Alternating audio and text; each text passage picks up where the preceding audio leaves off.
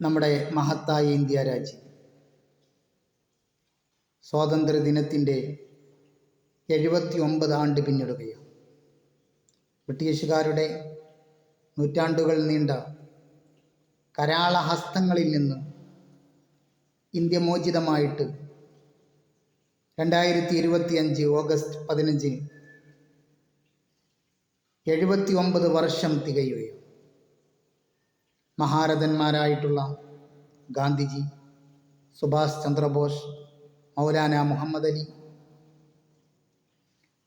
കേരളീയരായിട്ടുള്ള മഖ്ദൂമുമാർ, മമ്പുറം തങ്ങൾ, വെളിയങ്കോട് ഉമർ ഖാദി, നമ്മുടെ ദേശങ്ങളിൽ നിന്ന് തന്നെയുള്ള വാര്യൻ കുന്നത്ത് കുഞ്ഞഹമ്മദ് ഹാജി, ആലി മുസ്ലിയാർ തുടങ്ങിയുള്ള സാധാരണക്കാരും അസാധാരണക്കാരുമായിട്ടുള്ള വലിയ വലിയ വ്യക്തിത്വങ്ങൾ നമുക്ക് കനിഞ്ഞേകിയിട്ടുള്ള ഈ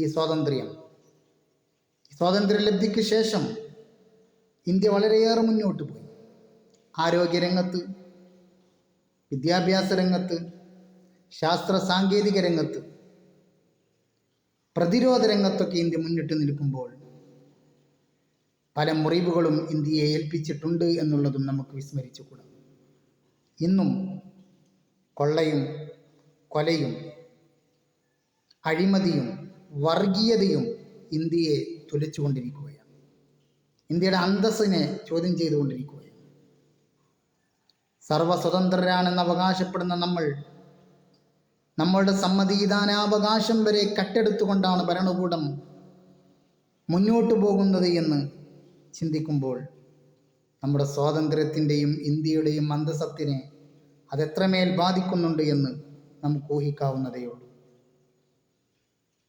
കഷ്ടപ്പെട്ട് മഹാരഥന്മാർ കനിഞ്ഞേകി നമ്മുടെ കരങ്ങളിലേക്ക് ഏൽപ്പിച്ചു തന്നിട്ടുള്ള ഈ സ്വാതന്ത്ര്യം അത് കളങ്കം വരാതെ സൂക്ഷിക്കേണ്ടത് ഭരണാധികാരികളും ഭരണീയരായ ജനങ്ങൾക്കും ഒരുപോലെ ബാധ്യതയുള്ള കാര്യമാണ്. എല്ലാവിധ ആശംസകളും നേർന്നുകൊണ്ട് സന്തോഷവും സമാധാനവും കളിയാടട്ടെ എന്ന് പ്രാർത്ഥിച്ചുകൊണ്ടും എല്ലാവർക്കും എൻ്റെ ഹൃദ്യമായ സ്വാതന്ത്ര്യദിന ആശംസകൾ.